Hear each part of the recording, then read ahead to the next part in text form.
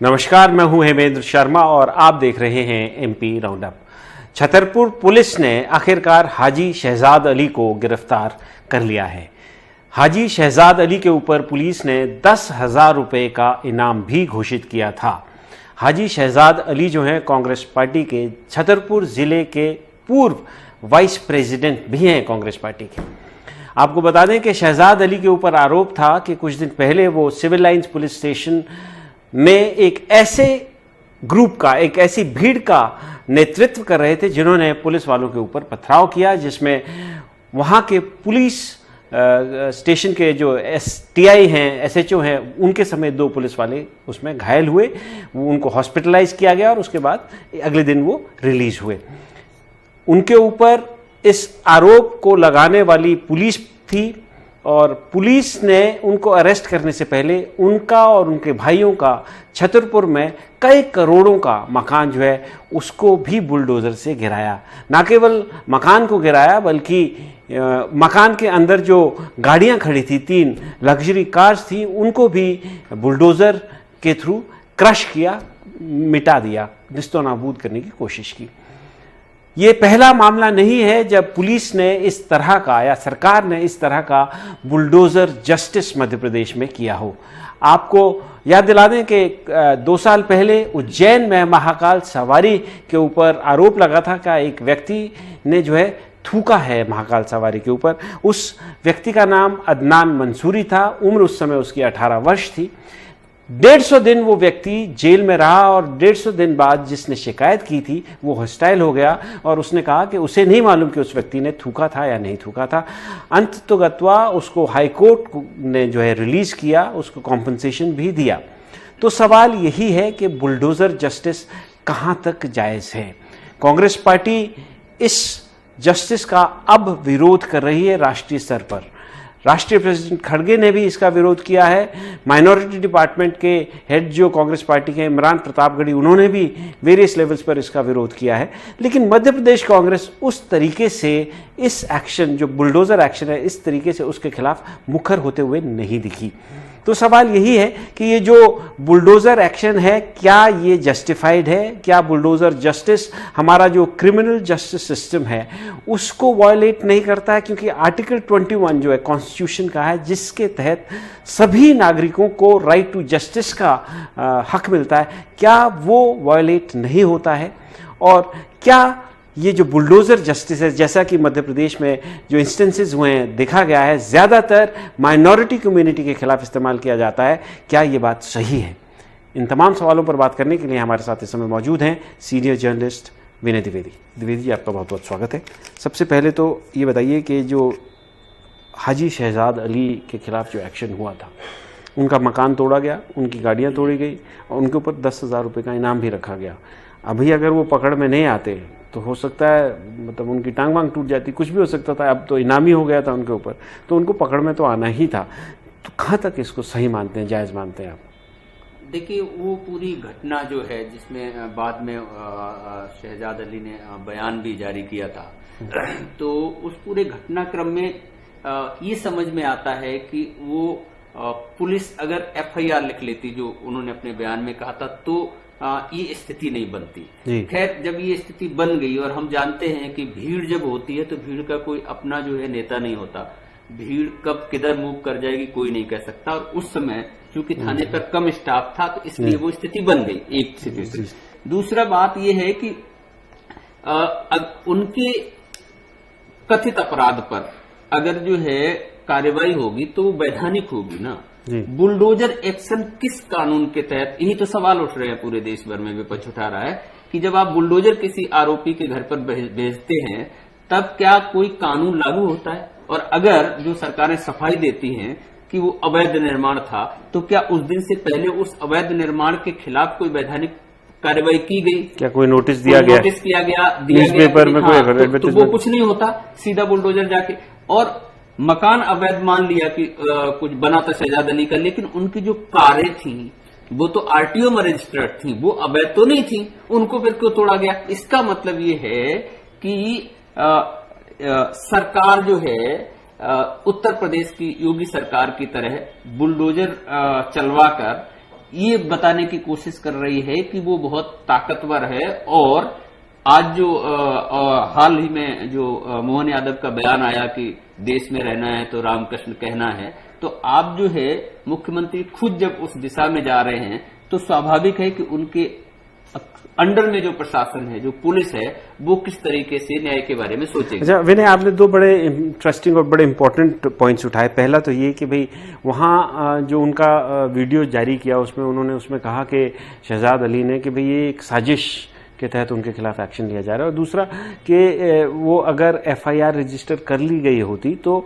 शायद ये स्थिति नहीं बनती। तो मैं आपको बता दूं कि एक वीडियो भी उस समय का, मतलब पुलिस एक्शन और पुलिस और प्रोटेस्टर्स के बीच झड़प से पहले का, पथराव से पहले का एक वीडियो सामने आया है जिसमें पुलिस उनको बाहर निकाल रही है और धत्कार रही है कि आप जाइए महाराष्ट्र में केस दर्ज करिए, यहाँ केस दर्ज नहीं होगा, और जिसके बाद वो घटना वहाँ पे हुई। तो मेरा सवाल ये आपसे है कि जिस तरीके से पुलिस ने वहाँ एफआईआर रजिस्टर नहीं की, और क्योंकि प्रॉफिट मोहम्मद के खिलाफ इस तरीके का कोई बयानबाजी नासिक में किसी दूसरी तरफ के किसी संत ने की थी, तो सवाल ये है कि क्या मेजॉरिटी कम्युनिटी का अगर कोई इस तरह का प्रोटेस्ट हो या उनके देवी देवताओं के खिलाफ कोई इस तरह का कोई अपमानजनक कोई टिप्पणी कोई करे, तो क्या फिर भी पुलिस इसी तरह का रवैया अपनाएगी? मध्य प्रदेश में अपनाती है क्या, या वहां फिर भेड़चाल हो जाती है कि हर थाने में केसेस रजिस्टर होना शुरू हो जाते हैं? तो यही तो होता है, इसीलिए तो वो जो कॉमेडियन ने किसी अपने शो में कुछ कमेंट कर दिया, तो मुझे भी ध्यान नहीं आ रहा, वो मध्य प्रदेश सहित कितने राज्यों में उसके खिलाफ जो है कार्रवाई हुई, वो बेचारा उसके जो शो थे वो रद्द करने पड़े। तो इस तरह के बहुत सारे एग्जाम्पल हैं जिनमें जो है न्यायपूर्ण कार्रवाई, देखिए प्राकृतिक न्याय का जो सिद्धांत गढ़ा गया वो इसीलिए तो गढ़ा गया ताकि किसी के साथ अन्याय नहीं हो। इसीलिए जो है न्याय शास्त्र में कहा जाता है कि भले ही जो है 99 अपराधी छूट जाए, लेकिन एक जो है गैर अपराधी व्यक्ति जिसने अपराध नहीं किया, ऐसा नहीं हो कि वो फंस जाए। तो ये सब कुछ इसीलिए कहा गया था, इसीलिए लिखा गया है बहुत अनुभवों के बाद कि सरकारें कहीं अकर्मण्य होके कहीं किसी जाति, संप्रदाय या व्यक्तियों के खिलाफ वैमनस्यतापूर्ण कार्रवाई न करें, लेकिन ये सब ताक पे रखा जा रहा है और कार्रवाइयां हो रही हैं। अच्छा विनय, राइट टू जस्टिस हमारे संविधान में हमको हक है जस्टिस का, और आर्टिकल 20 हमारा 21 जो है संविधान का, उसके तहत हमको ये हक इख्तियार है। अब आप हमें बताइए कि जब किसी का घर टूटता है, किसी का पूरा बुलडोजर घर पे चलता है, तो एक व्यक्ति तो उसमें रहता नहीं है, बहुत सारे और बाकी लोग भी रहते हैं, परिवार के सदस्य भी रहते हैं। हो सकता है कि जिस व्यक्ति के घर पे आप बुलडोजर चला रहे हो वो किसी अपराध में संलिप्त हो, लेकिन क्या पूरा परिवार उसके लिए दोषी होता है? क्या उनको वो राइट टू जस्टिस जो उनका है, यहाँ पर बिना ट्रायल के? मैं ये सवाल आपसे इसलिए पूछ रहा हूँ क्योंकि एक अपराध हुआ था उज्जैन में अदनान मंसूरी के खिलाफ। उस व्यक्ति के खिलाफ आरोप यह था कि उसने महाकाल की सवारी पर थूका था और उसका घर तोड़ दिया गया, मतलब उसके परिवार का जो घर था, और वो 150 दिन जेल में रहा। अब बाद में जब जो मेन जो उसमें विटनेस थे जिसकी शिकायत पे वो पूरा केस बना गया था, जब उसने कहा कि वो नहीं पहचानता उनको, थूका भी था या नहीं थूका था उसका, उसने जब हॉस्टाइल वो हो गया तो ये पाया गया, ये सिद्ध हुआ उस बात से कि ये तो फ्रेम हुआ था। तो जब आप किसी का घर तोड़ने से पहले किसी व्यक्ति को फ्रेम कर सकते हो, और हिंदुस्तान में पुलिस की इस तरह की हिस्ट्री है, तो आप क्या जस्टिस एक्सपेक्ट करते हो बुलडोजर जस्टिस से?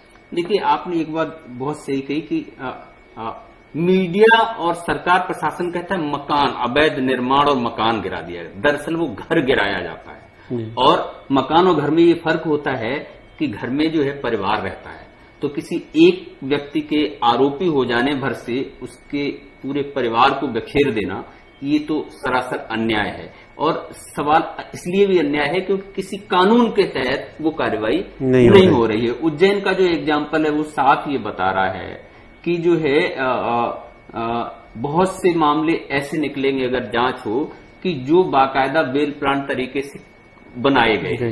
उज्जैन का एग्जाम्पल सामने है कि वो जो है फ्रेम किया गया, वो 18-19 साल का लड़का था उसका तो घर भी नहीं था, उसने क्या घर बनाया होगा, जिस घर को तोड़ दिया गया उसके माँ बाप का घर होगा।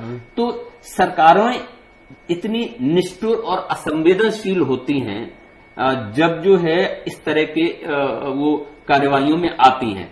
लेकिन इसीलिए जो है जो कानूनविद हुए हैं, जो न्यायिकविद हैं, वो इसीलिए ये बात बार बार कहते हैं कि जिसके हाथ में पावर है, ऐसे लोगों को जो है जब संविधान की शपथ वो खाते हैं तो उसी आधार पे कार्रवाई अपने काम करना चाहिए, ताकि समाज में न्याय व्यवस्था को वास्तविक रूप में लागू किया। अच्छा, एक जो फेयर है और एक जनरल जो लोगों के मन में भावना अभी बन रही है वो ये है कि ये जो बुलडोजर जस्टिस का जो नया तरीका अपनाया जा रहा है, पहले उत्तर प्रदेश में शुरू हुआ, फिर मध्य प्रदेश में हुआ, बुलडोजर बाबा बने, फिर बुलडोजर मामा बने, और अब बुलडोजर मध्य प्रदेश में खूब चलाया जा रहा है। ये एक पर्टिकुलर कम्युनिटी, माइनॉरिटी कम्युनिटी को टारगेट करने के लिए किया गया है, या यूं कहिए इस तरह की एक भावना बन रही है कि अगर कोई माइनॉरिटी कम्युनिटी से कोई अपराध में संलिप्त होता हुआ दिखता है या अपीयर करता है या कोई आरोपी है तो उसके मकान पर तुरंत जो है बुलडोजर चल जाता है। ऐसा मेजॉरिटी कम्युनिटी के अपराधियों के खिलाफ नहीं होता है। क्या इस बात से आप सहमत हैं? बिल्कुल, और विपक्ष का ये आरोप भी, और मैं जो है मुझे अभी तुरंत में एक एग्जाम्पल जो है वो याद आ रहा है।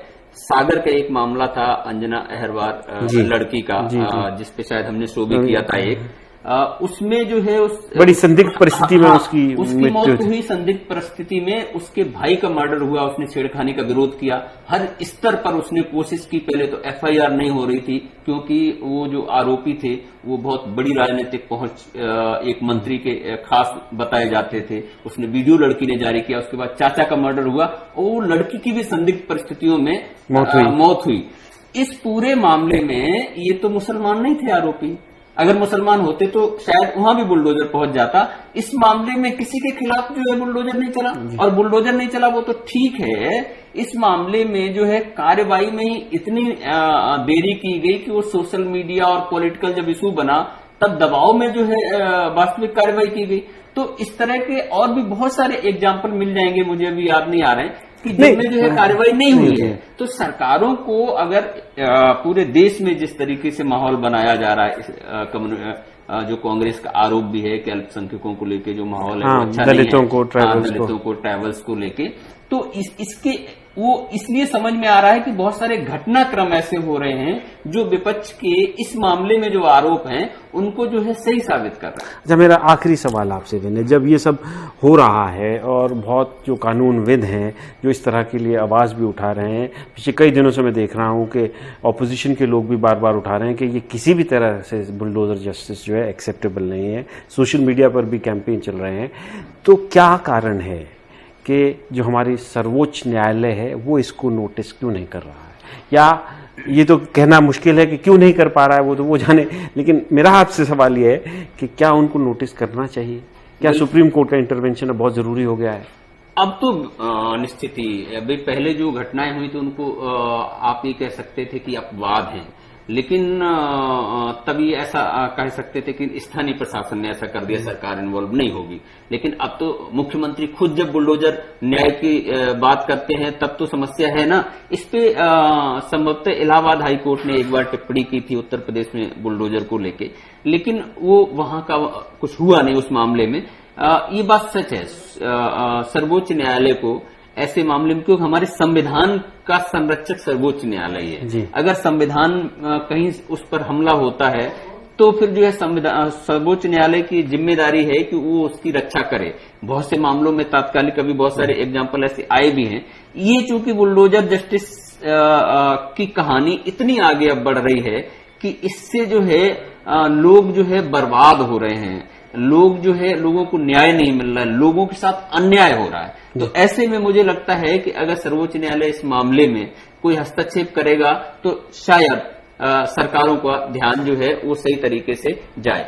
तो अगर आरोप सरकारों पर ही लगना शुरू हो जाएं कि वो न्याय की जगह अन्याय कर रहे हैं या कर रही है, तो निश्चित तौर पर सुप्रीम कोर्ट को हस्तक्षेप करना ही पड़ेगा।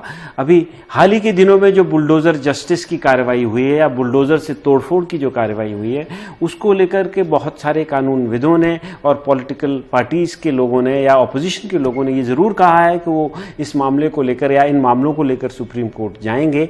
लेकिन सुप्रीम कोर्ट का इस पे क्या रुख होगा, क्या रवैया होगा, ये आने वाले दिन बताएंगे।